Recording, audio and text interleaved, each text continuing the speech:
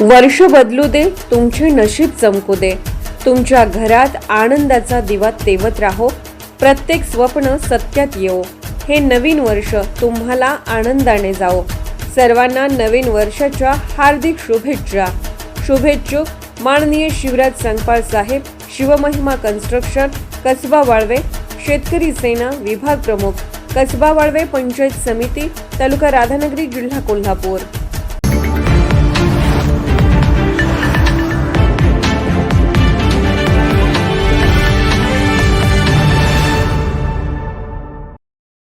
मराठी पत्रकारितेचे जनक आचार्य बाळशास्त्री जांभेकर यांच्या स्मृतिप्रित्यर्थ आज 6 जानेवारी मराठी पत्रकार दिन कोल्हापूर पत्रकार असोसिएशनच्या वतीने उत्साहात साजरा करण्यात आला. असोसिएशनच्या कार्यालयात संपन्न झालेल्या या कार्यक्रमाला ज्येष्ठ पत्रकार ताज मुलानी, महापालिकेच्या अग्निशमन दलाचे माजी अधिकारी तानाजी कवाळे तसेच दैनिक बंधुताचे कोल्हापूर आवृत्ती संपादक मिलिंद प्रधान यांची प्रमुख उपस्थिती होती. प्रारंभी दर्पणकार आचार्य बाळशास्त्री जांभेकर यांच्या प्रतिमेस मान्यवरांनी पुष्पहार अर्पण करून अभिवादन केले. यावेळी पत्रकारांना मार्गदर्शन करताना ज्येष्ठ पत्रकार ताज मुलानी म्हणाले की पत्रकारितेच्या क्षेत्रात आज अनेक आव्हाने उभी आहेत. पारंपरिक पत्रकारितेची मूल्ये जपत बदलतं तंत्रज्ञान स्वीकारणं गरजेचं आहे. मात्र कोणत्याही परिस्थितीत पत्रकारितेतील विश्वासार्हता अबाधित ठेवणं ही काळाची गरज आहे.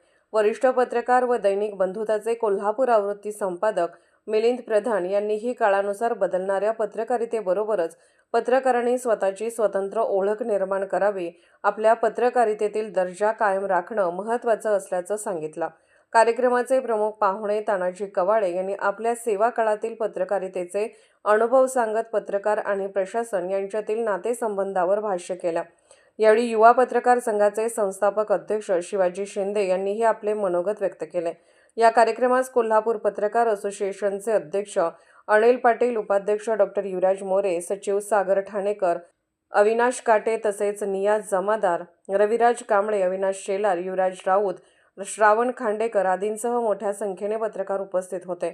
आभार कोल्हापूर पत्रकार असोसिएशनचे उपाध्यक्ष डॉक्टर युवराज मोरे यांनी मानले. कोल्हापूरहून दर्पण न्यूजसाठी अनिल पाटील. आजचा जो दिवस आहे तो पत्रकारांच्या दृष्टीने एक ऊर्जादायी आणि प्रेरणादायी अशा प्रकारचा दिवस आहे. कारण ज्यांना पत्रकारितेचे जनक म्हटलं जातं असे महाराष्ट्रातले पहिले पत्रकार बाळशास्त्री जांभेकर यांनी दर्पण हे पहिलं मराठी वृत्तपत्र 6 जानेवारीला सुरू केलं. त्यांचा आज जयंती नाही आहे, तर त्यांनी 6 जानेवारीला दर्पण हे पत्रक पहिल्यांदा सुरू केलं आणि त्याच्या स्मृतिप्रित्यर्थ आपण दरवर्षी महाराष्ट्रभर पत्रकार दिन साजरा करतो. राज्यातला पत्रकार दिवस वेगळा असतो, देशातला आणि आंतरराष्ट्रीय पत्रकार दिन वेगळा असतो. आज पत्रकार दिन साजरा करत असताना आपण सर्वांनी पत्रकारितेच्या क्षेत्रामध्ये जी येऊ घातलेली आव्हानं आहेत त्या आव्हानांचा सुद्धा गांभीर्याने विचार केला पाहिजे. पारंपरिक पत्रकारिता एखाद्या घटनास्थळी माणूस गेला, तिथलं वार्तांकन केलं, आला, आपल्या लेखणीने ते लिहिलं आणि ते छापून आलं, ही पारंपरिक पत्रकारिता झाली. पण आज इलेक्ट्रॉनिक मीडिया फास्ट आहे.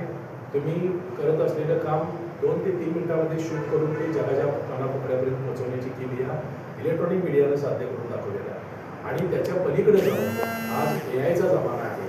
AIच्या माध्यमातून तुम्ही आचार्य बाळशास्त्री जांभेकर यांच्या याचा कार्यक्रम दर्पण या पत्रकार दिनाचा कार्यक्रम महाराष्ट्र पत्रकार संघ, विनस कॉर्नर आणि उपस्थिती एवढं जरी तुम्ही AIच्या टूलला सांगितलं तरी ते सगळी बातमी तुम्हाला विदिन 2 सेकंड तयार करून देतं, जी ग्रॅमॅटिकली अत्यंत करेक्ट असते. म्हणजे पत्रकाराचं काम शिल्लक राहिलं नाही, प्रूफ रिडरचं काम शिल्लक राहिलं नाही, उपसंपादकाचं काम शिल्लक राहिलं नाही.